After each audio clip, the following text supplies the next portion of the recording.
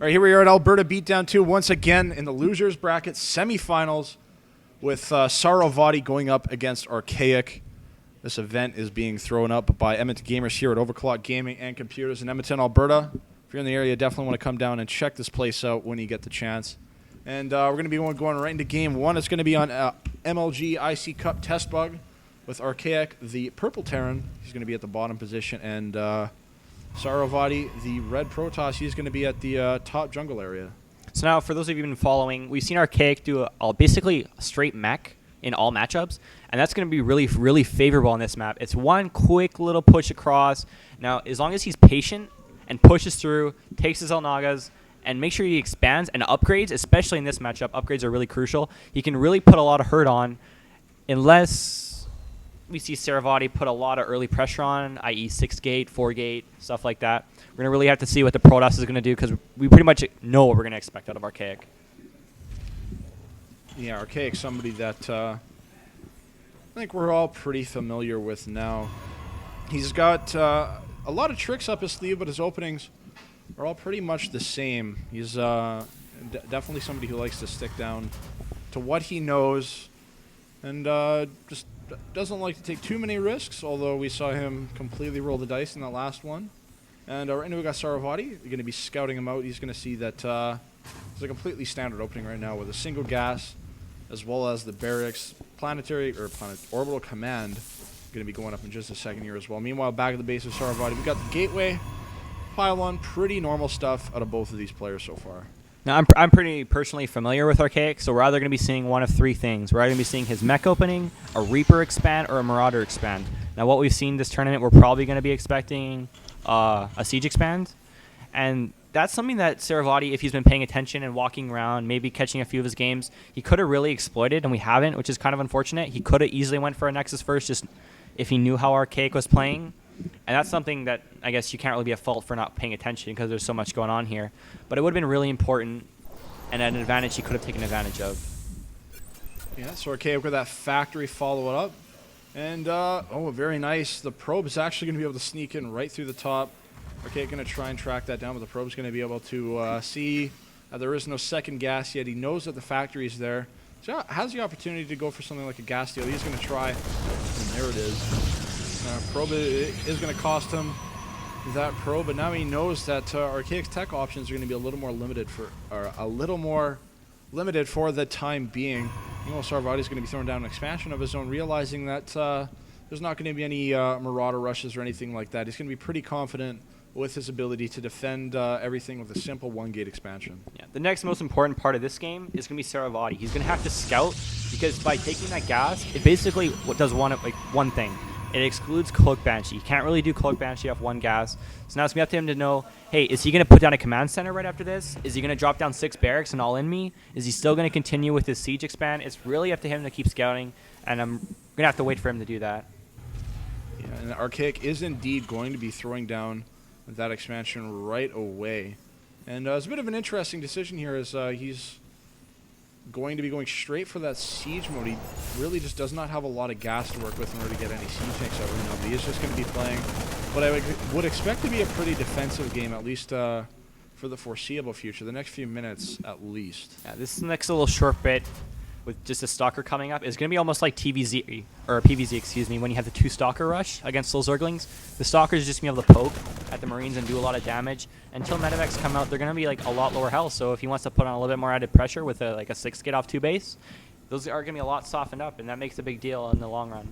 And he still hasn't taken out the second gas, and it's without the gas, he can't do the siege tank. And since he's still trying to keep up with this mech expanding, he's going to be significantly behind RevSaroVati, and he can easily expand again because he's in no need. He sees the mech, and that's all he's going to be able to come up with. Like, we see the pylon coming up, and we're going to see a lot of pressure coming on from RevSaroVati, and I wouldn't be surprised to see him get busted here. He only has 3 gateways at the moment, and that pylon is going to be taken down. tQArchaic is just, he does have siege mode completed, so he's going to be in a pretty good defensive position once again. RevSaroVati is going to be rebuilding that pylon a little bit farther back, and he doesn't have a lot of gateways. He doesn't have the ability to pump out a ton of units. But again, with tQArchaic being so limited on gas, he's going to have a hard time really pumping out a lot of siege tanks really quickly. RevSaroVati has a very slim window to do a ton of damage. Once that 3rd and 4th siege tank pop out, it's going to be very hard for him to do pretty much anything with just gateway units. Now that we have the bunker and siege modes done, this pretty much the 1 minute we had to do a little bit of damage is over. And now the smart thing to do, because he's seen the siege tank, he still sees that kCaZ in the main hasn't been taken out yet. He can probably expand again. I don't think we'll see it, but I think that's the proper way to play this out. And he's dropping this engineering game in the front, which is pretty weird, seeing as he's going to have to be making those upgrades up there. See that gets lands. Yeah, it looks like he's trying to choke this off, so the Zealots have a little bit harder time actually getting in on the siege tanks and everything that he has positioned way in the back here. He's going to finally take down that assimilator that was sitting on his geyser there. And SaroVati's going to try and poke in here. Siege tank's not in the absolute best position that it could be. And looks like he is going to be able to snipe another engineering bay. Yeah, I don't know why he's persisting trying to do this. I mean, sure, the siege tanks are getting off a lot of damage on the stalkers, but why are you putting a valuable tech here? It's not really the best idea. We see a double forge coming up. Now, this was a really popular style that came up a few months ago. It involves just having a really, really heavy gateway army with really awesome upgrades. So basically, your Zealots don't die. So now what we're going to be seeing him transition into, he's going to be getting a Twilight Council and taking a 3rd base and going into Dark Templar and High Templar. And he's going to be able to expand a lot because basically Archaic's not going to be able to put on any pressure with these siege tanks until he's just about ready to max out and take a 3rd base. And that's just how he has to play it out. And if we see him get a little bit rushed, he's going to lose again. And we're going to see SaroVati take another 3rd base over here. SaroVati definitely in a really good position right now. This 3rd base is a little more inconspicuous. However, in the event that Archaic does go for a drop and he decides to fly around the right side of the map, then he's probably going to pass right over this expansion. That's, I think, really the only way that Archaic is actually going to spot that expansion in the near future. Single Hellion's going to try and get in here. There are a few Zealots, and that Hellion is going to try and run by them. Just going to get a little bit of scouting information here, maybe pick off a few pros, but he's going to see that there are more gateways being added on. There's a Twilight Council and a few more, and those upgrades, so he knows that this is going to be gateway aggression with those upgrades exactly like you called. Yeah, he sees the Twilight Council going up. Now, against mech, when you have a lot of charge lots and blink stalkers, you kind of just brute force your way into the siege tanks. You get in, you blink on the siege tanks, and they're not really as effective unless they're all spread out and you're doing a lot of splash damage. So there's going to be a really big timing window, actually. It's not going to be very small, where SaroVati is going to have this really big, powerful gateway upgraded army, and Archaic's not going to have any upgrades. You see him put down the engineering bay, but that was strictly for turrets, and this gateway army is going to roll over him. And it's all up to Archaic to be patient and let his siege tanks do what they're supposed to do. Yeah, he really needs to get something with a little more meat, though. These Marines are going to get chopped down pretty quickly, especially if this charge upgrade completes. It's going to be very hard for Archaic to actually mow through enough of those Zealots for his army to actually stay alive. It's not very durable at this point. The siege tanks with the range are going to be able to help up quite a bit. He is going to siege up in the middle of the map right now, and SaroVati has no problems with just completely forfeiting that space. And siege tanks with that tower are going to be pretty good at controlling the center of the map here. Good scan's going to go down right on top of those stalkers as well. Stalkers are going to have to fall back a little bit. Meanwhile, he's got a lot of Zealots just waiting for their opportunity to strike, waiting for that charge upgrade to finish. And Archaic, like you said, just has to wait for SaroVati to try and run in and let the siege tanks do the work. Yeah, SaroVati hasn't expanded yet, and that's really, really odd. And that's going to actually do nothing to fight him, because Archaic has this one time he's hitting it perfectly right before charge. He has all these siege tanks spread out perfectly, and he's going to put on a lot of hurt really here. When Archaic is running into a risky position, charge is going to finish. His tanks are completely unsieged. And very lucky that SaroVati actually backs up there. SaroVati now going to be attacking him from 2 angles. All of the Marines are completely out of position. He's going to lose all of his siege tanks here.